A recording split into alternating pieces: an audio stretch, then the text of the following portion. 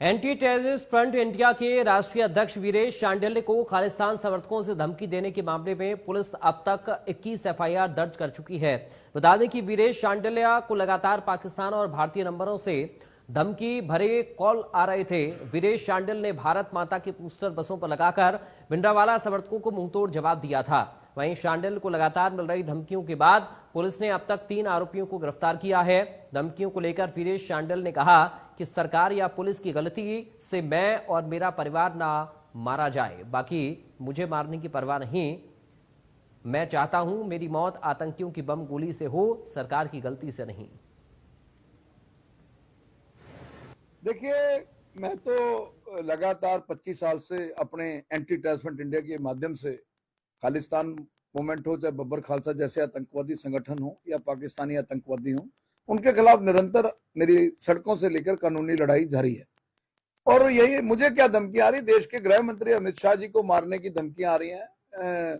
सरदार बेअंत सिंह जिनके चिथड़े उड़ा दिए गए सेक्रेटरीट में, उनके पोते रवनीत बिट्टू जो सेंटर में वजीर है, एक चैट जो है वो लीक हुई है कि जिसमें उसको भी मारने की धमकियां हैं।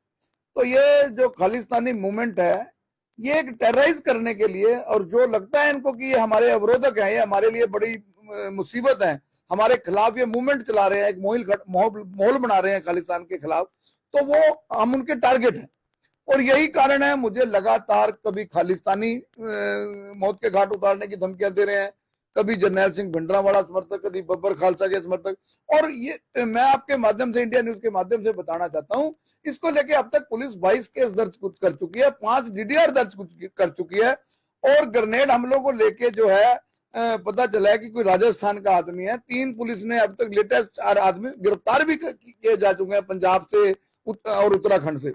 लेकिन जो मैं महसूस करता हूं कि ऐसा लगता है कि सिक्योरिटी के नाम पर एक बड़ी साजिश जो है कि मेरे खिलाफ जो है, कुछ लोगों को तकलीफ है कि वीरेश शांडिल्य की सिक्योरिटी जो है विड्रॉ हो। उसमें कोई पॉलिटिकल लोग भी हैं जो अंबाला शहर से संबंधित हैं, वो भी, उनकी सोच भी ऐसी है जो जैसी सोच आतंकवादियों की है, जैसी सोच खालिस्तानियों की है। वो मुझे क्यों निपटाना चाहते हैं? मैं तो आज आपके माध्यम से, इंडिया न्यूज के माध्यम से, कि मैं खालिस्तान ना बनेगा, ना बढ़ने दूंगा। खालिस्तानी मुहिम के खिलाफ मैं केंद्र सरकार के साथ हूं, भारत सरकार के साथ हूं। पंजाब में और देश में खालिस्तान के खिलाफ हमारी जंग जारी रहेगी। मैं पहला ऐसा व्यक्ति हूं, मैं इंडिया न्यूज के माध्यम से बताना चाहता हूं, मैं पहला ऐसा व्यक्ति हूं जिसने 2022 में अमृतपाल सिंह के खिलाफ ये ज्ञापन दिया था गवर्नर पंजाब बनवारी लाल को कि ये आईएसआई का एजेंट है, और उसके तमाम जितने सिक्योरिटी वाले कर रहे हैं, भिंडरावाले का तीर पकड़ के वही स्टाइल कि इसको गिरफ्तार किया जाए। और जब इसने जो है पुलिस स्टेशन पर हमला किया और हथियारों पर कब्जा किया, सबसे पहले मैं थाने के पुलिस के हक में बोल के आया। तो पंजाब में किसी किस्म की जो है खालिस्तानी मूवमेंट को नहीं चलने दिया जाएगा। एनएसए जो इसकी बढ़ाई गई है, अमृतपाल के लोग तो बड़ा वेट कर रहे थे कि अमृतपाल सिंह पंजाब में आ रहा है, लेकिन गृह मंत्री अमित शाह, जिनको खुद भी मौत के घाट उतारने की धमकी मिली है अमित शाह जी को, तो मैं तो इस मूवमेंट के खिलाफ, चाहे मेरी जान चली जाए, मैं इस मूवमेंट के खिलाफ रहूंगा। और मैं इस अपना शरीर, अपने खून का कतरा कतरा अगर इस देश की, ऐसा नहीं है कि भारतीय सेना ही और पैरामिलिट्री फोर्स और पुलिस ही देश के काम आए, हम भी पुलिस के काम आए, हम भी इस देश के लिए काम आना चाहते हैं। और जिस तरह बब्बर खाल, और जिस तरह मुझे धमकी आई कि तेरे घर के ऊपर ग्रेनेड गिरेंगे और तुझे मार देंगे, तू पंजाब आकर देख, तुझे पंजाब में मार देंगे। पुलिस मुकदमे दर्ज कर रही है, जरूर मुकदमे दर्ज कर रही है, पुलिस उठाने का काम भी कर रही है। लेकिन मैं एक बात कहना चाहता हूं नायब सैनी सरकार से, गृह मंत्री अमित शाह जी से, कि अगर मैं सरकार की गलतियों से मौत के घाट मारा गया, खालिस्तानी मूवमेंट का मैं टारगेट बनाने वाला बना, तो शायद कोई मां फिर खालिस्तान के खिलाफ लड़ने के लिए अपने बच्चे को ना भेजे।